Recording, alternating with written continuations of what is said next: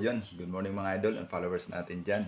So, may content tayo dahil nga sa may nag-advise sa atin na ay turo daw natin yung normal na nagiging problem pag pinuputok natin yung firearm natin. So, salamat Sir Andrew, Idol Andrew sa yung advice. So, nagkaroon tayo ng isip na i-content to mga idol.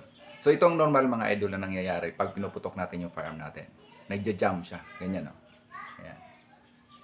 Minsan, nagpapatong yung shell ng unang putok mo is hindi siya nag-release. Hindi siya nag-eject mga idol. Kasi minsan may nagma-malfunction ng ejector natin or minsan yung spring natin is hindi siya pa-bounce ng malakas.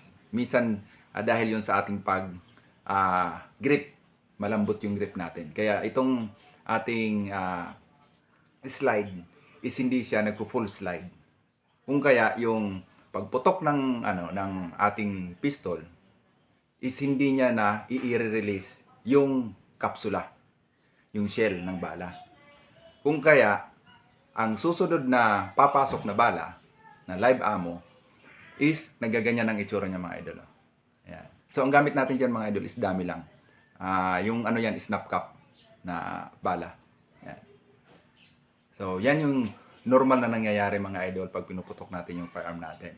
So madalas 'to mangyari mga idol, ganyan. So paano ba 'to i-treat or paano ba siya ayusin mga idol? Yan, ganyan. Ganyan siya mga idol. So, ang una nitong gagawin mga idol, pag nagkaroon ng trouble yung ganito, yung piston nyo, nangyari to sa inyo. Ang una nyo gagawin mga idol, trigger out muna. Ilabas yung daliri nyo, huwag nyo nang kakalabitin mga idol. Ilabas nyo na yung daliri nyo and release yung magazine. Yun ang una-una natin gagawin mga idol. Release magazine. So, ito nangyari na rin to sa akin mga idol dahil sa paggamit ko ng reload mga idol. Yung mababa siguro yung kapasidad nung yung laman na pulbura. So, hindi siya nag-i-slide, nag-full back yung slide. So, kung kaya hindi niya na-release yung kapsula. Pagputok, hindi tumatalsik yung shell. And then papasok na yung susunod na live ammo. So, ganyan ang nagiging itsura mga idol.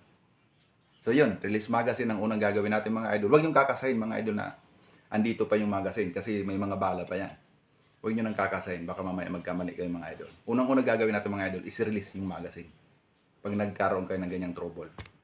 So, pangalawa is saka nyo na siya kakasahin.